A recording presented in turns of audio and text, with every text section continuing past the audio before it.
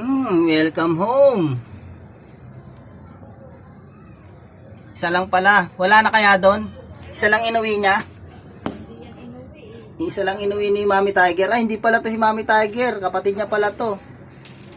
Mami Tiger nasa taas. Hmm. Ayun, pahinga doon.